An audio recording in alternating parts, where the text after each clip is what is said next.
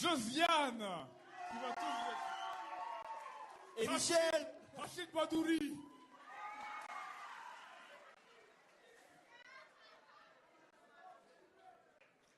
Alors, chers dignitaires, chers invités, chers élèves et membres du personnel de l'école secondaire d'Albévio, bonjour et bienvenue à l'événement de web diffusion retransmis dans plus de 40 écoles du Canada francophone de Belle cause pour la cause, qui s'inscrit parfaitement dans une des 3 missions de l'école, soit d'apprendre à socialiser. Mon nom est Josée Ranger et je suis la directrice de l'école d'Albévio et je suis très fière d'être l'école hôte de cet événement aujourd'hui. Permettez-moi de vous présenter quelques invités de marque qui ont accepté notre invitation. Donc d'abord, Mme Sophie Mawson, représentante de Mme Isabelle Morin, députée fédérale de Notre-Dame-de-Grâce-Lachine.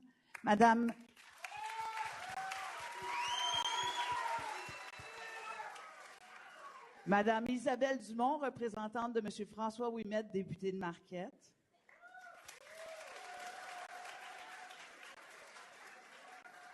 Monsieur Claude Dauphin, maire de l'arrondissement, qui devrait se joindre à nous pour l'événement. Madame Diane Lamarche-Venn, présidente de la commission scolaire Marguerite Bourgeois. Monsieur Yves Sylvain, directeur général de la commission scolaire Marguerite Bourgeois, qui devrait aussi se joindre à nous. Et Monsieur Richard Guillemette, directeur général adjoint de la commission scolaire Marguerite Bourgeois, responsable du réseau de notre école. Alors, sans plus tarder, étant donné que la foule est très chaude, j'inviterai Mme Anaïs Favron, animatrice bien connue de tous, à vous introduire des gens ayant l'expérience ou l'expertise nécessaire afin de nous convaincre tous d'arrêter les préjugés envers les gens atteints de maladies mentales. Donc, place à nos invités. Merci. Merci beaucoup, Madame Ranger. Merci de l'accueil. Merci à tous les étudiants ici dans la salle. Bienvenue. Merci de cette belle accueil à l'école d'Albévio. Bonjour aussi à tous ceux qui nous écoutent à l'extérieur de leur école, en téléprésence. On est tous ensemble, Canada francophone, aujourd'hui pour jaser des troubles mentaux, des problèmes de maladie mentale et de belles causes pour la cause. Yeah!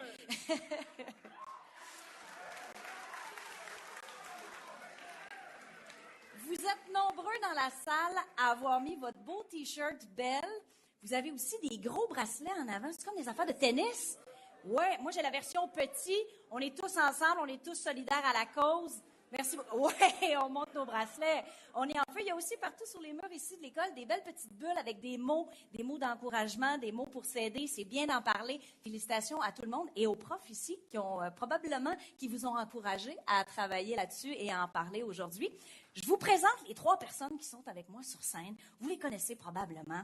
Voici Michel Mpambara, qui est humoriste.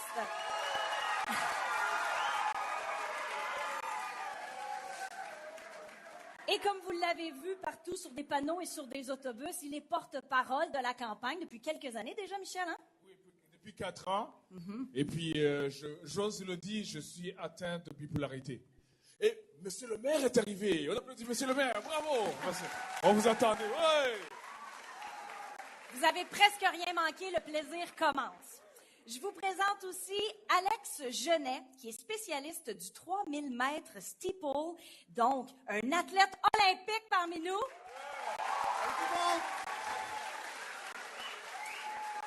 Alex, qui est aussi militant pour la santé mentale. Effectivement, moi j'ai été atteint d'un burn-out l'été dernier, donc dans la vie d'un athlète, on peut penser que ça nous affecte beaucoup.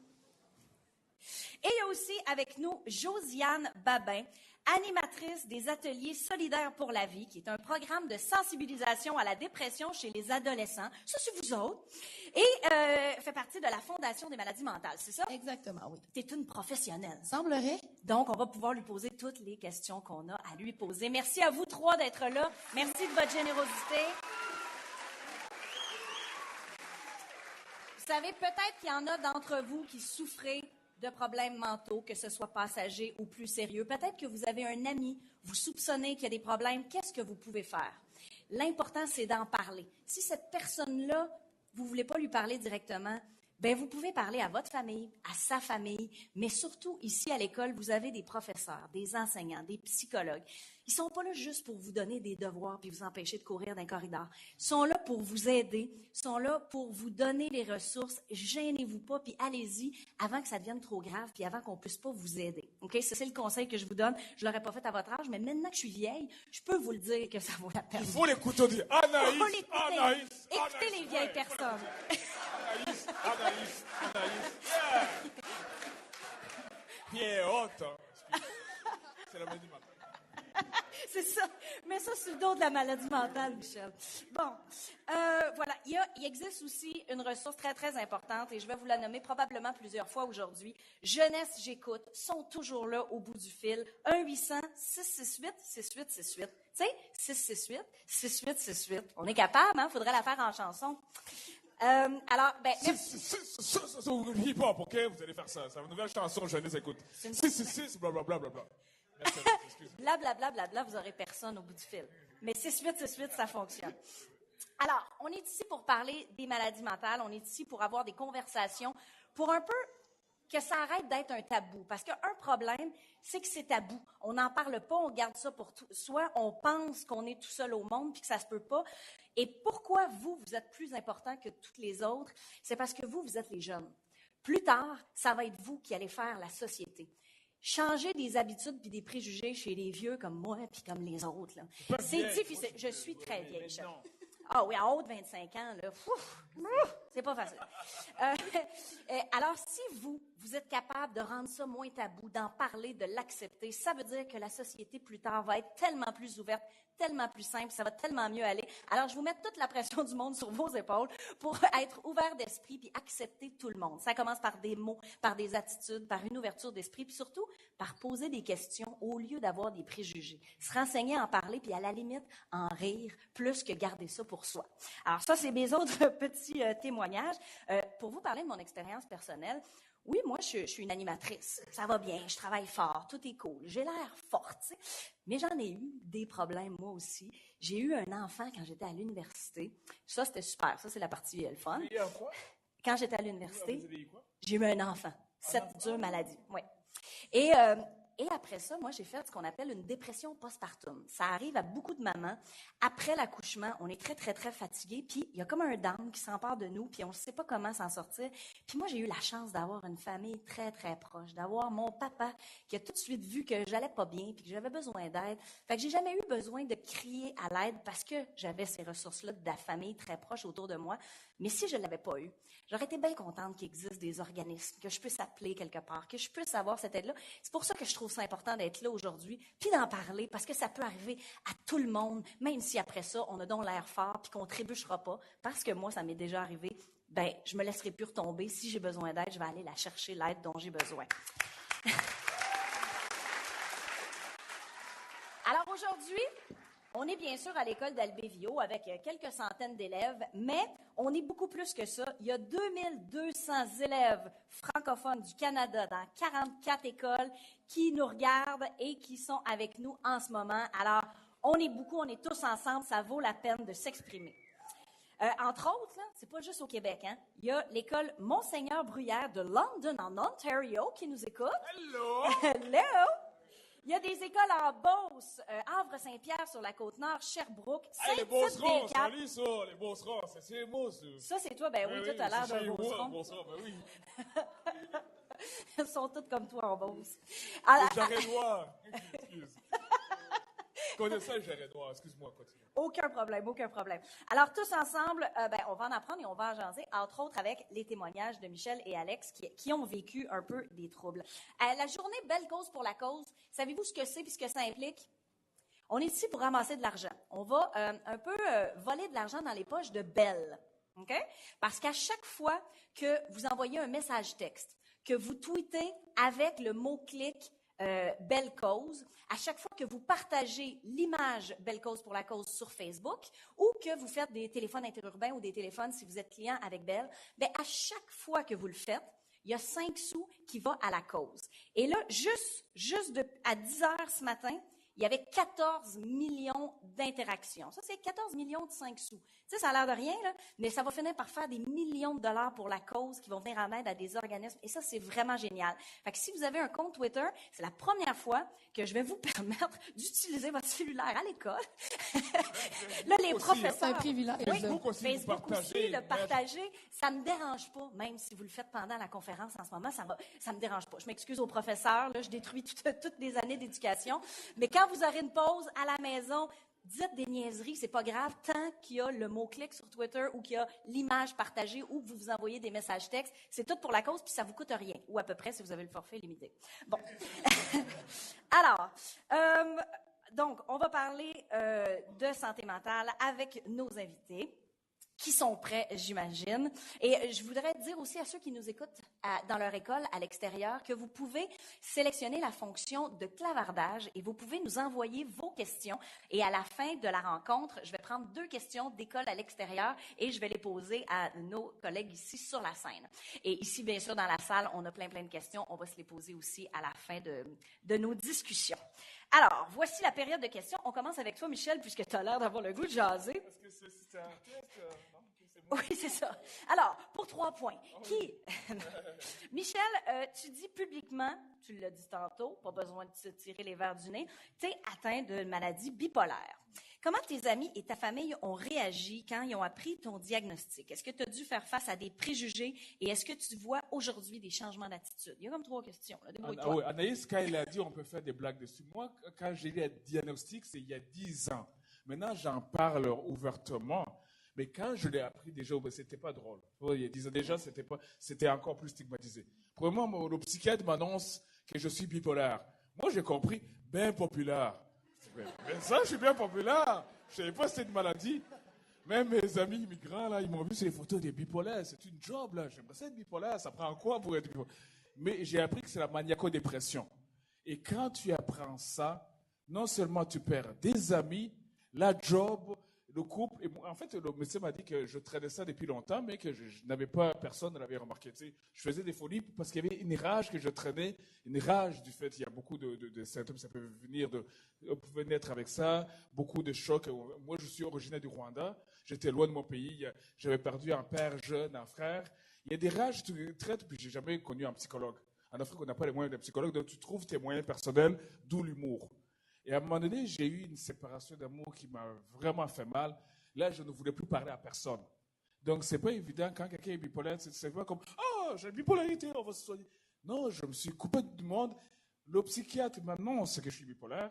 Comme on me demande avec les amis, j'ai coupé avec tout le monde, je suis parti en Afrique. J'avais honte. Je suis pas fou, moi. Moi, je suis une vedette connue. J'ai eu honte, je suis rentré. Même, je rentre au Rwanda, ma soeur qui vit là-bas, je rentre dans mon pays. Non, chez toi, c'est au Québec. Et ça m'a pris 3 mois, vraiment très déprimé. Puis petit à petit, mais les personnes qui sont restées, comme Anaïs l'a dit, son papa, moi, vraiment, ma mère était là, puis ça me dérange. Pourquoi c'est juste ma mère qui m'aime? Ouais, je sais, ma mère est toujours là.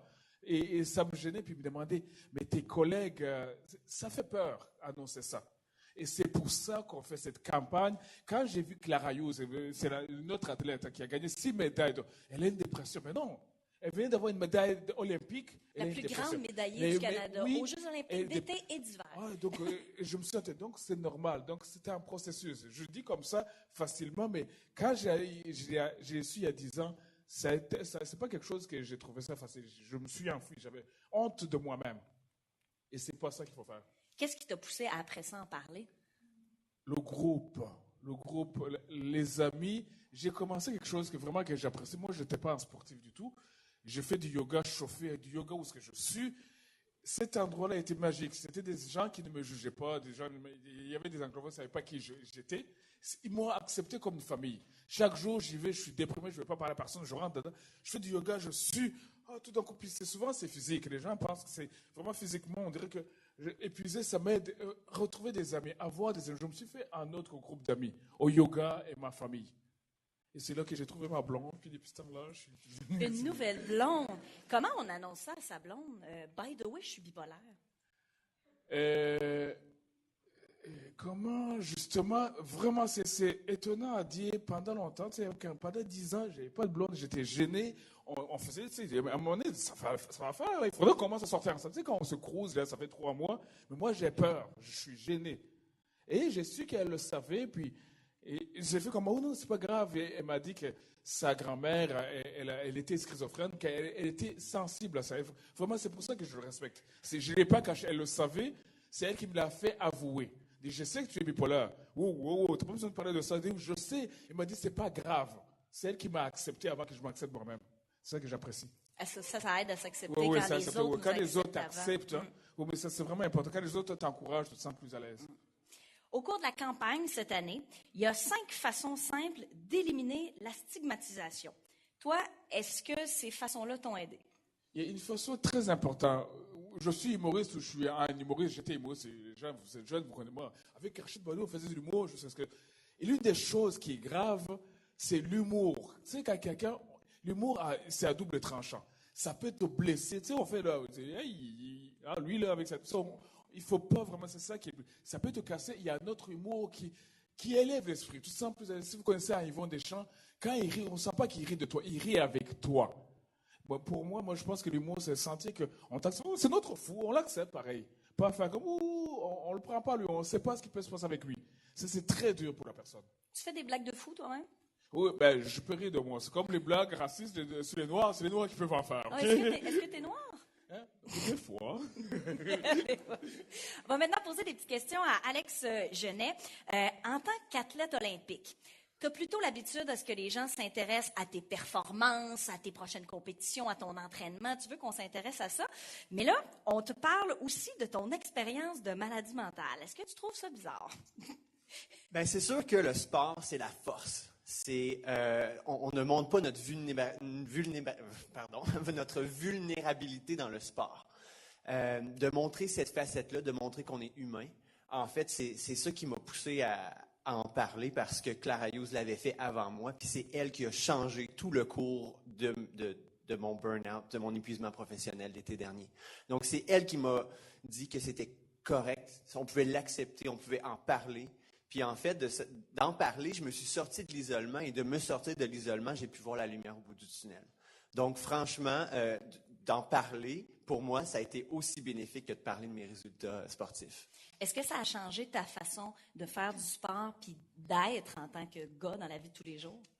Effectivement, oui. J'ai beaucoup plus une approche très différente maintenant. Avant, je me qualifiais, je me représentais par mes résultats sportifs.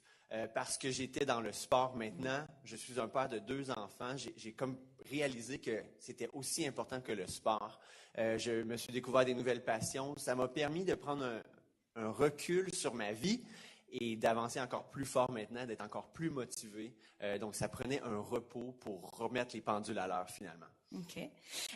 Penses-tu que les jeunes jouent un rôle important dans le dossier de la maladie mentale? Absolument, absolument. Moi, quand j'étais à votre place, on n'en parlait pas, on jugeait ceux qui en étaient atteints, et on les jugeait pas, en fait, on les évitait. On ne voulait vraiment pas avoir affaire avec des gens qui avaient des maladies mentales. Ils sont donc bien bizarres, ces gens-là. Maintenant, c'est moi qui en parle, je suis de l'autre côté, je l'ai vécu, et on n'est pas bizarre, on a besoin d'aide, on a besoin de repos, on a besoin que vous utilisiez les bons mots pour nous parler. Des gens qui sont venus me voir et qui m'ont dit « ça va passer, c'est un moment difficile, mais ça va passer ». Tout d'un coup, c'est vraiment encourageant d'entendre ça. Il y a quelqu'un qui vient me dire qu'il a peut-être traversé des épreuves difficiles ou qui connaît des gens qui ont traversé ce genre de maladie-là. Et on peut s'en sortir grandi quand on a les bons outils, quand on a le bon support. Donc vraiment, de choisir les bons mots pour moi, des gens qui sont venus me voir, ça le fait toute la différence. Donc, vous êtes nos leaders de demain. Vous êtes ceux qui vont changer nos perspectives face aux maladies mentales. Vous allez les accepter. Mais j'ai appris que des vedettes de télé et de cinéma américain étaient bipolaires, puis ça a l'air à la mode d'être bipolaire. J'avais envie d'être bipolaire. C'est vrai, il y en a beaucoup, il y a beaucoup d'artistes, hein? Ouais. Il suffit d'être cool et il faut avoir une maladie mentale. Non. Si vous en avez pas, dites vous en avez. J'irai pas jusque-là, par exemple. Non, on fait des blagues. On fait des blagues. Mais non, pour vrai, vous allez changer les choses dans le futur comme on a changé des choses, ma génération, face aux égalités hommes-femmes, donc au racisme, effectivement. Donc, L'homophobie, tous ces Ah, choses. ça, l'homophobie, mon ouais, Dieu. ouais. Ça Donc, a changé effectivement, au c'est bout. quelque chose de très changeant depuis il y a 10 ans. Puis de quelle Donc, façon, selon toi, on peut vaincre des préjugés? c'est d'en parler comme on le fait aujourd'hui, c'est de savoir que ça existe autour de nous, puis en parlant, peut-être que les gens vont être intéressés à aller savoir. Être gentil aussi avec les gens. Tout à fait, mais les gens vont être portés à savoir comment on s'y prend avec quelqu'un qui a une maladie mentale. Donc peut-être que moi-même, maintenant, je sais mieux comment m'y prendre avec quelqu'un que je rencontre et qui souffre d'une maladie mentale. Donc peut-être que vous, avec ce qu'on fait aujourd'hui, vous allez en parler, vous allez comprendre, puis ça va être naturel pour vous d'aller vers quelqu'un qui a une maladie mentale. Mais, par exemple, bon, toi, tu as eu un problème passager, toi, tu as une maladie plus chronique. Quand les gens vous abordent, est-ce que ça vous choque s'ils vous en parlent? Aimez-vous mieux qu'on n'en parle pas? Ou est-ce que c'est moins pire que d'entendre chuchoter en arrière? Très bonne question. Moi, je trouve qu'il faut quand ils viennent m'en parler, c'est parce que ça les touche. Ils veulent en parler, peut-être qu'ils sont affectés par ça, ils veulent pas le dire, mais briser l'isolement, c'est quelque chose Et d'important. la manière qu'il en parle maintenant, c'est tellement beau. Ils viennent me dire, hey, dans ma famille, moi-même, je dis, ben non, toi, tu as l'air normal. Oui, Alex me dit qu'il y a une maladie, mais ben non, tu es un athlète. C'est des gens, justement, je n'avais pas l'impression qu'il y avait traîné une maladie mentale qui viennent m'annoncer, qu'ils me font un témoignage sur Facebook. Et je me rends compte que c'est normal. Puis ça ne touche pas justement la personne, ça touche la famille au complet. Parfait. Merci beaucoup, messieurs. Ça fait plaisir. On va maintenant parler avec Josiane, la professionnelle. J'aimerais ça, spécialiste. oui, la spécialiste, que tu m'expliques la différence entre la déprime puis la dépression. Ça, c'est vraiment important de faire la différence entre la déprime et la dépression. Une déprime, on peut tous en vivre. Ça dure de façon différente, la durée est différente, l'intensité est différente. Mais c'est souvent en novembre puis en février. Ça peut revenir souvent dans ces temps-là, c'est vrai, mais ça peut aussi être dû à un événement en poche. Tu es chicané avec ton ami, tu es triste une couple d'heures, ça va. Ça peut être un peu plus long, ça peut prendre plus que quelques heures, ça peut prendre des semaines. Une rupture amoureuse, on ne s'en remet pas nécessairement comme ça. Ça peut être 6 mois aussi, une déprime passagère, mais l'important, c'est que ça s'améliore avec le temps, la déprime. La dépression, c'est une maladie mentale et ça ne s'améliore pas avec le temps quand on n'a pas l'aide qu'on a besoin. Ça affecte toutes les sphères de notre vie.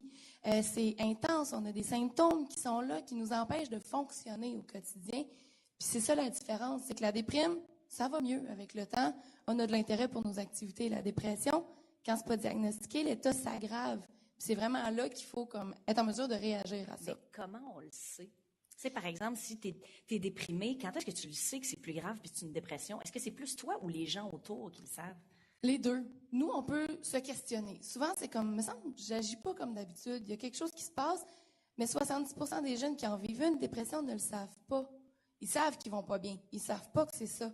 Fait que c'est là que les amis peuvent entrer en ligne de compte, remarquer les symptômes, remarquer la rupture dans le comportement, faire Anaïs, t'es pas comme d'habitude dernièrement. Là, je vais t'en parler. Josiane, Les on gars, peut souvent dire que c'est juste une crise d'adolescence. C'est quoi, on peut savoir que c'est pas juste une petite crise d'adolescence? la crise d'adolescence a le dos large. Hein? Mais tout n'est pas une crise. Tu sais, quand le jeune fonctionne, qu'il a de l'intérêt, que tu as encore du fun à être avec tes amis, ben, tant mieux, c'est peut-être une période poche. Puis on en vit tous des moments où on est un peu révolté, on est en crise d'identité, on cherche nos repères. C'est normal des fois d'être perdu, là. Mais quand c'est au quotidien, intense, puis que là vraiment, tes amis t'en parlent, te reconnaissent pas, tes profs, tes parents, les gens de ton entourage sont là, puis ils lèvent un drapeau, puis ils font comme non, ça va pas, là. Il y a quelque chose qui se passe, puis c'est souvent ce premier pas-là qui est difficile à faire. D'aller voir son ami, puis de dire, moi, je t'inquiète pour toi, parce que toi, tu vas pas bien, puis je l'ai vu. C'est dur de le voir, de le comprendre, puis d'en parler. Vous l'avez vécu. Les gens n'étaient pas toujours à l'aise de vous le dire ou de vous en parler. J'ajouterais, c'est aussi dur quand les autres te le font miroiter, de l'accepter. Ben OK, oui. j'ai un problème et je dois aller chercher du support. Mm-hmm. Et là, quand on accepte ça, quand on renverse la vapeur, c'est là qu'on peut faire un progrès. C'est là qu'on peut aller chercher de l'aide puis qu'on va être ouvert aussi à guérir. Ben oui, parce qu'Anaïs, tu l'as dit d'entrée de jeu tantôt, si on va pas bien, si on souffre puis qu'on vit une détresse, il faut en parler. C'est le premier pas vers un rétablissement, mais Seigneur, que ce pas-là, il est difficile à faire. C'est pas évident, mais les amis, l'entourage peuvent aider la personne qui souffre Mais à faire ce concrètement, premier qu'est-ce pas-là. qu'un ami peut faire? Ben, un ami peut faire quoi? L'ami, d'abord, les gars l'ont dit, il faut qu'il remarque. Il faut voir que la personne ne va pas bien, mais après ça, on va l'aborder. On parle des grands thèmes, être à l'écoute de l'autre. Laisser ses préjugés de côté, puis juste être ouvert d'esprit, capable d'entendre la souffrance de l'autre, mais pas prendre toute cette souffrance-là sur ses épaules. Ado, on l'a tous été, on a tous voulu sauver le monde, un peu sauver nos amis. Tu vas pas bien, moi je suis capable de t'aider, c'est moi la meilleure placée, je te connais, je peux tout faire pour toi. Sauf que des fois, non. Des fois, ça dépasse nos intentions puis nos compétences. C'est là que les parents, que les profs, que les intervenants des écoles peuvent entrer en ligne de compte. On peut faire le pont entre notre ami qui file pas puis les ressources qui sont là pour l'aider. On peut aller avec lui, s'asseoir à la table chez ses parents puis dire « Bon, votre enfant, il va pas bien, là, on va en parler ensemble. » On peut lui tenir la main dans cette grande traversée-là. Puis après, c'est de continuer d'être l'ami qu'on a toujours été. Pas se prendre pour son médecin, pas surveiller. T'as-tu pris tes médicaments? T'es-tu allé faire ton rendez-vous? Ça va-tu bien, tes affaires? Non. Juste être là, lui changer les idées, puis le supporter. Parce que c'est aussi ça qui va aider la personne à aller mieux. La dépression, c'est une maladie, ça soigne. Il y a de l'espoir, mais ça ne change pas tout seul. Fait qu'on peut tous être acteurs de changement, je pense. Parce que avoir une bonne santé mentale, c'est aussi être bien dans sa peau, c'est bien aller. Puis quand on va bien, on est positif, on a envie de faire des choses. Puis c'est quand on va bien, puis qu'on se sent heureux, que là, on peut faire des super études, se dépasser, puis réaliser son rêve d'aller aux Jeux olympiques, réaliser une carrière sur scène, n'importe quoi. Quand je parlais de la gentillesse, on sait qu'il y a des trucs d'intimidation souvent de manière...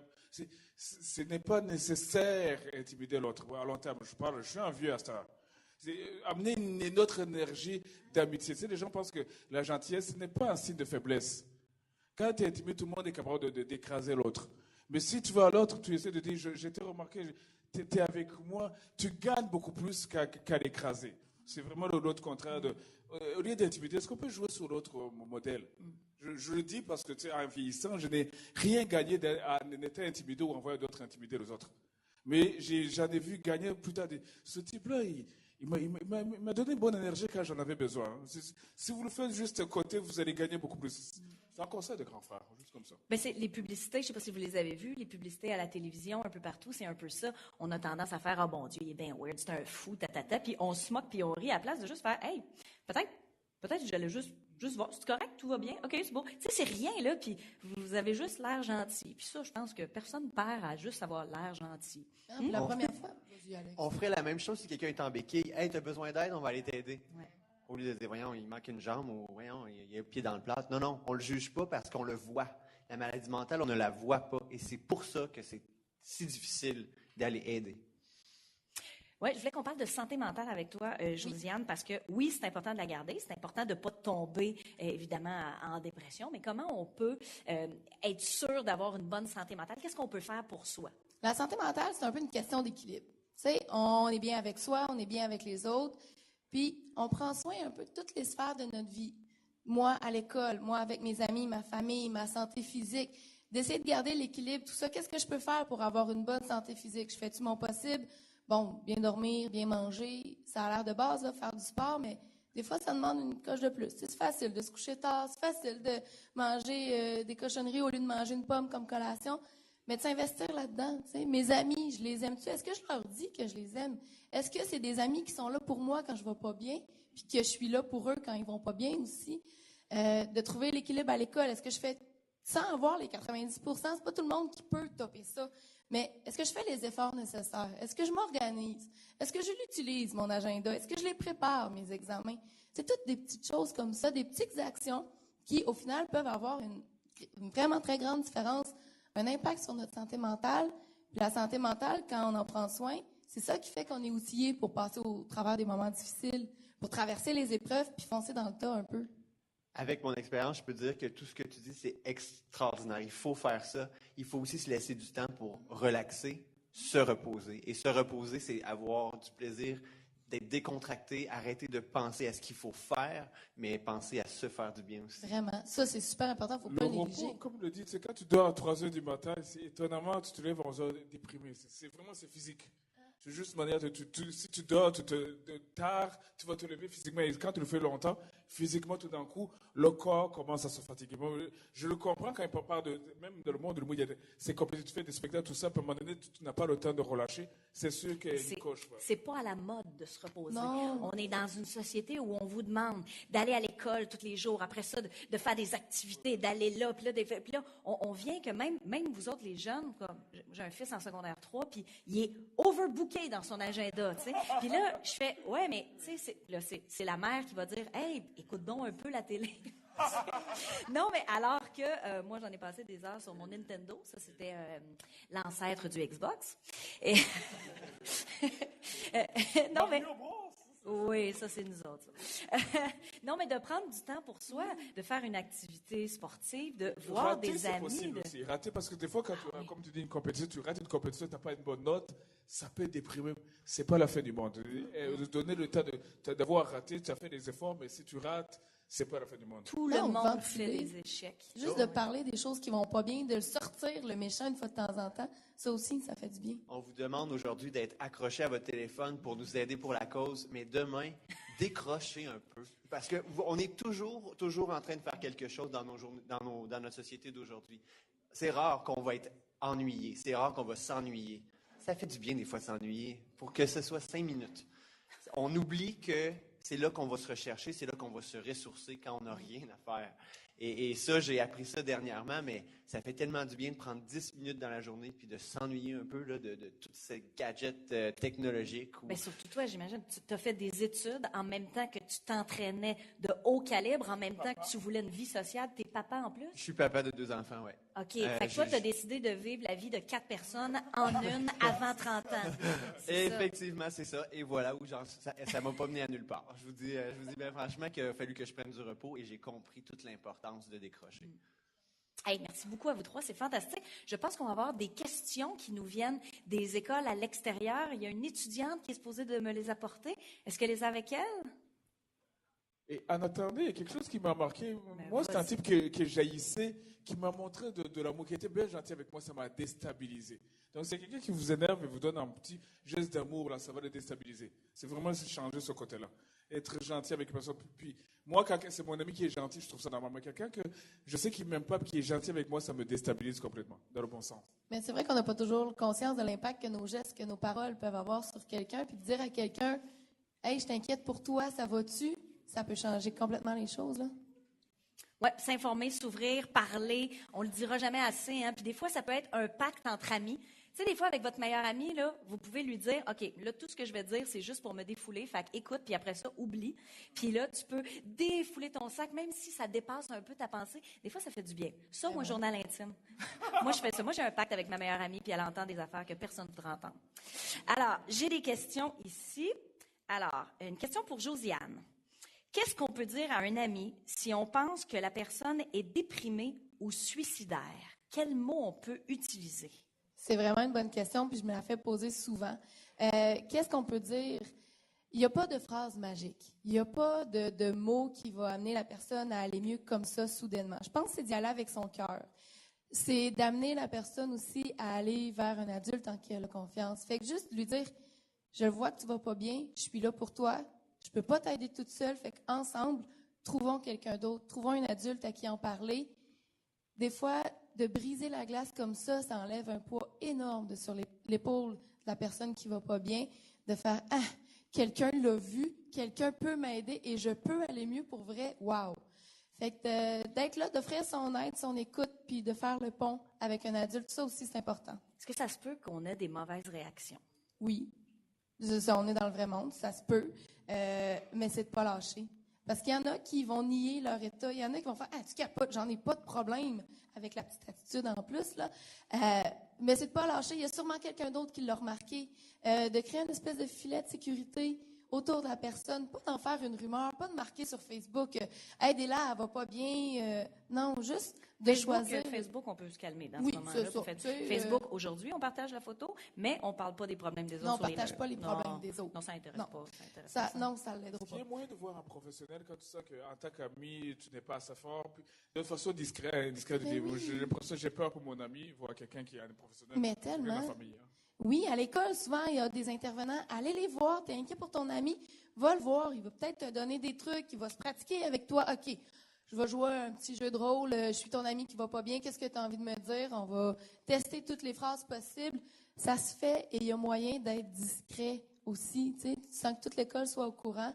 Il y a moyen de faire en sorte que l'ami puisse obtenir de l'aide, là. Souvent, j'ai l'impression, mais je n'ose pas rentrer. Il y a des jeunes ici, je sais que dans leur famille, ça peut aller mal. C'est des cris, tout ça. Tu arrives à l'école, tu veux le cacher. C'est très, très dur à vivre. Peut-être quelqu'un qui peut te comprendre. C'est une des choses, c'est des graves. Je le sais, hein, dans le milieu des migrants, on peut avoir des cris, puis c'est discret, il ne faut pas en parler. Tu sors ici, on ne sait pas ce que tu as vécu chez toi. Tu arrives ici, il y a peut-être quelqu'un qui est là pour t'écouter. On est là pour dire, on t'écoute. Parce que c'est des moments comme ça qui peuvent te rentrer dans la dépression. Vraiment, puis moi j'ai envie de dire, si ça se passe pas bien la première fois, frappez à une autre porte, allez voir quelqu'un d'autre, parce qu'on s'entend pas bien avec tout le monde. Fait que souvent, au premier obstacle, on arrête puis on fait comme ah, ok, non, ça marchera pas. Mais non, il faut oser, il faut recommencer, puis il faut pas lâcher parce qu'il y a quelque chose qu'on peut faire pour s'en sortir. La question portait aussi beaucoup sur les mots. Vous autres, les gars, est-ce qu'il y a des gens qui ont eu les bons mots quand ils sont venus vous dire « Ouais, je pense que tu vas pas bien ». Et moi, ma conjointe, elle m'a dit, OK, il faut que tu fasses quelque chose là. T'affectes toute la famille. T'affectes pas juste toi, ça t'affecte beaucoup, mais t'affectes toute la famille. Et ça a été des mots qui ont allumé quelque chose. OK, là, c'est plus juste moi maintenant. Parce que te faire du mal à toi, tu pouvais, mais aux autres, tu pouvais pas. Ben, c'est parce qu'elle travaillait pour deux, pour supporter nos enfants. Donc, à un moment donné, là, elle veut travailler pour deux, mais elle non plus veut pas sombrer dans la dépression. Donc, elle m'a dit, là, il est temps que tu ailles chercher de l'aide, tu ne vas pas bien. Et ça, ces mots-là, venant de quelqu'un d'aussi proche que ma blonde, ça m'a vraiment touché. Et ensuite, quand j'ai été voir mon docteur, le docteur m'a dit, c'est traitable. Juste ce mot-là, ça m'a dit, oh mon Dieu, je suis pas Un mort. professionnel te dit que tu vas t'en sortir. Oui, exactement. Wow. Et Clara Ayous, qui continue de performer, qui rayonne, et qu'elle aussi a été dans des moments un peu plus difficiles, tout ça m'a simplement dit, OK, je passe par un moment difficile, je l'accepte et je vais de l'avant. Donc, les mots, c'est très important parce que j'ai un coéquipier qui m'a dit, je peux comprendre ce qui t'arrive, mais je ne suis pas d'accord que tu prennes du repos. Et ça, c'est pas des bons mots. Parce que ça, c'est comme dire, OK, ben tu comprends vraiment pas qu'est-ce qui se passe, là. Donc, en tant qu'ami, en tant que coéquipier, se faire dire ça fait plus mal que d'autres choses. J'aurais aimé mieux qu'il le garde pour lui. Bon, si vous pensez quelque chose de méchant, vous le gardez pour Ouais, vous. exactement. Ah, Je dois dire aussi, moi, j'ai été le plus difficile. Même quand le psychiatre m'a annoncé ça, je dis, non, moi, je suis un révolté, je suis un artiste. Est-ce que tu peux. Et même, je dis, tu pourrais dire ça à Robin Williams. Je dis, mais oui, il est bipolaire. Ah bon, je ne savais pas. Et je l'ai refusé jusqu'à ce que c'est vraiment quelqu'un qui m'a aidé, un cousin qui ne me jugeait pas. Il était là, puis avant, je le trouvais plate. Pour une fois, je le trouvais intéressant. Il était juste là. Juste là, tout le temps. Il m'a demandé, vraiment, j'étais en Afrique, il dit, on va voir un match de soccer, ça ne me tente pas. Il dit, oh, on va y aller. Tu sais, il m'obligeait parce que c'était comme un frère. Et là, j'étais, oh, mais c'était le fun. Il était là, mais il est tout le temps à côté de moi. Mais même mon frère, il dit, mais il est plate, il dit rien, mais je n'ai pas besoin que quelqu'un me parle. J'ai juste besoin qu'il est là, mais il me sent. Il était tout le temps, il revenait du travail, puis il s'asseyait à côté de moi, je testais. Qu'est-ce que tu fais là? Ah, je suis venu te voir. Mais là, moi, je suis habitué d'intéresser les gens. Mais je ne suis pas intéressé. Je ne t'ai pas demandé d'être intéressant. Je suis avec toi. Ça m'a beaucoup marqué, Elvis, mon cousin, là, qui est tout le temps à côté de moi. Tu sais, il me traînait, puis il ne me posait pas de questions. Il était là. Puis là, il dit, viens avec moi, puis ça ne me tente pas de. Tu viens avec moi. Il savait qu'il m'obligeait. Et là, j'aimais ça, puis ça me touchait après coup qu'il reste autour de moi. Mais c'est vraiment quelqu'un, c'est resté un frère. Même mon frère n'a pas fait ça parce qu'à un moment donné, ça l'a énervé, il ne savait pas comment réagir. C'est pas tout le monde qui est à l'aise. Ouais. Ça, c'est normal aussi. Vraiment, je ne sais pas comment il a fait, il n'était pas professionnel, mais il a juste été à côté de moi, puis ça m'a beaucoup touché. Mais si on n'est pas à l'aise, on n'a pas besoin de juger non plus. Et ça, c'est important de faire la différence. J'ai une autre question qui s'adresse à toi, Alex. C'était quoi pour toi les premiers signes de burn-out? Comment tu l'as vécu? En fait, c'est une série d'événements. Donc, il y a eu les Jeux olympiques en 2012 où j'ai très bien performé, mais j'en voulais plus. Donc, je me suis encore plus entraîné en 2013. 17e. Hein, 17e aux Jeux olympiques, j'ai raté la finale par une demi-seconde. Donc, en 2013, au championnat du monde, qui est exactement la même course qu'aux Jeux olympiques, j'ai voulu faire la finale. C'est juste moins médiatisé pour vous. Vous n'en avez pas entendu parler. J'ai réussi à faire la finale. J'ai terminé 12e. J'avais réussi un gros objectif, mais je suis revenu des championnats du monde. Je suis revenu de la Russie complètement épuisé. J'ai pris 2 semaines, mais là, tout d'un coup, il y avait les compétitions qui s'en venaient. Physiquement, mentalement, il n'y avait plus d'énergie, mais bon, on est athlète, on pousse notre corps, on pousse notre mental. C'est normal. Mais c'est normal, exactement. Puis c'est mon sport, c'est un sport. C'est sûr que ça va être dur. Là. Je ne suis pas dans le sport parce que c'est facile.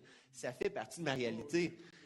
Donc, je suis arrivé en 2013, je m'en vais en Asie pour faire des compétitions. J'arrête pas. Et là, vers février, ouf, là, les choses commencent à aller moins bien. Peut-être que c'est juste normal. Là, je suis fatigué, j'ai un 2e enfant en route. Et là, en février 2014, OK, là, je parle avec ma psychologue sportive qui me dit « Ouais, Alex, je pense que ça va pas très bien, mais garde ça tranquille, repose-toi le plus possible. » Mais j'ai pas écouté. Je n'ai pas écouté. J'avais les ressources, mais je n'ai pas écouté. Et là, j'ai continué à pousser, à m'entraîner. J'avais des objectifs en 2014. Je voulais aller aux Jeux du Commonwealth. Je ne voulais pas arrêter. Et là, après un camp d'entraînement en Arizona, je voulais lancer mes souliers par la fenêtre. Je ne voulais plus rien savoir de tourner autour d'une piste. Je ne voulais plus rien savoir de sauter des haies. J'arrivais chez nous, j'allais porter mon enfant. Quand je suis arrivé chez nous du voyage, j'étais à terre. J'allais porter mon enfant à garderie. Tout ce que je voulais, c'est d'aller me coucher, pas d'aller courir. Et là, ça a été comme de plus en plus. Il n'y a plus rien qui m'intéressait. Plus rien. Tout ce que je voulais faire, c'était de dormir. Dormir. Laissez-moi dormir, s'il vous plaît. Et ce n'était pas possible. Et là, à un moment donné, est venu l'appel de ma blonde qui m'a dit « Là, c'est assez, il faut que tu ailles chercher du support. Je ne peux plus vivre dans ça. Tu n'es plus la même personne. » Donc, ça a été une série d'événements. J'aurais dû être attentif, j'aurais dû écouter. Je ne l'ai pas fait. Maintenant, je sais qu'est-ce qu'en est les conséquences de mes actes et je les assume. Mais maintenant, je veux en parler pour que les autres ne fassent pas la même erreur. Mais peut-être que vous allez la faire, puis c'est correct aussi. Mais vous irez en parler après ça. mais en même temps, vous saurez qu'est-ce qui se passe. C'est un passage. C'est correct, tu peux avoir une dépression, mais ce n'est pas la fin du monde aussi. Non, ce n'est pas la fin du monde. On peut s'en sortir très bien. Maintenant, ça va super bien. J'ai pris le repos que j'avais à prendre. J'ai recommencé l'entraînement.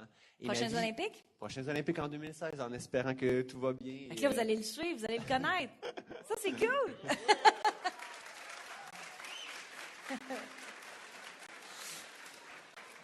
Après des discussions comme on a maintenant, où est-ce que vous espérez, vous trois qui connaissez bien la problématique, où est-ce que vous espérez que ce sujet-là s'en aille? Loin.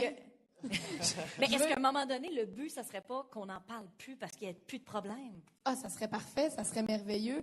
Mais je pense que juste d'être en mesure d'écouter l'autre, de comprendre, de s'informer, c'est aussi ça le chemin qui nous reste à faire, c'est connaître la maladie mentale pour pouvoir en parler avec les autres, pour pouvoir laisser tomber les préjugés, puis faciliter la demande d'aide pour les gens qui vont pas bien. Moi, je pense qu'on pourrait en parler comme quelqu'un qui a la grippe. Pour se dire, il ne faut pas parler qu'il a la grippe, tu peux l'attraper. C'est gênant. Mais c'est, j'ai la maladie mentale. J'espère que je ne vais pas l'attraper trop. Tu ne peux pas le faire comme ça. Je n'étais pas là parce que j'ai une dépression. C'est comme si tu t'étais cassé la jambe. C'est pas comme si, d'habitude tu as une dépression. Je coupe avec cette personne-là. Je me traînais avec, moi je pensais que j'étais avec quelqu'un de normal. Même si la personne a une dépression, la personne reste normale. Ouais. Juste parler de manière à ce que les jokes par rapport à la maladie mentale ne soient pas si drôles que ça. Mais moi j'aimerais que ça s'en aille. Étant donné que j'ai une maladie mentale qui s'est guérie, moi, j'aimerais qu'on parle plus de santé mentale. Comment rester en santé quand on l'est déjà?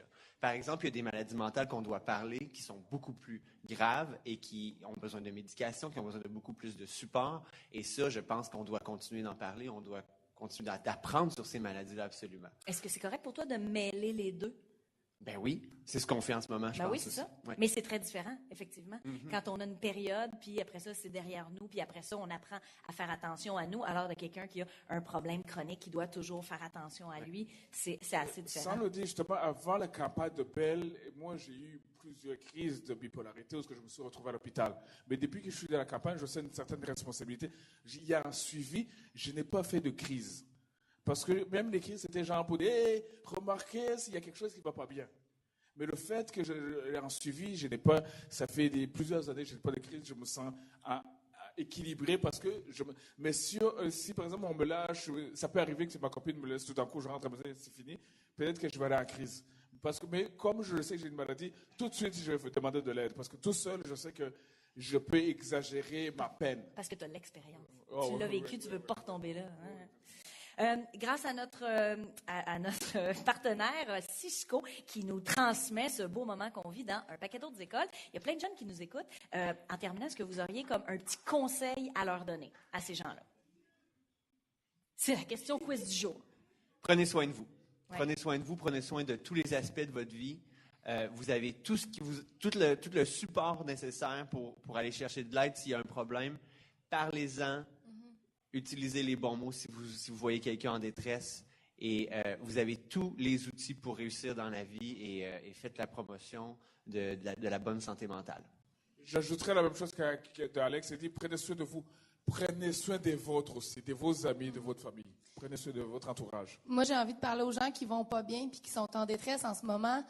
Parlez-en. Il y a de l'espoir. On peut s'en sortir. Il y a quelque chose qu'on peut faire. Oh, je veux ajouter à ça. Justement, il y a des gens qui regardent présentement, là, parce que moi, je sais que quand je ne suis pas là, on ne me regarde pas, là. Je suis bien déprimé. Là, je suis avec des gens, je suis comme ça.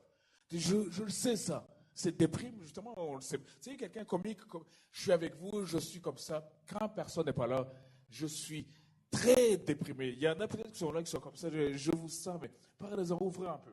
Ouvrez. Alors, merci à tout le monde d'avoir été là. Merci de votre temps. Merci de votre écoute.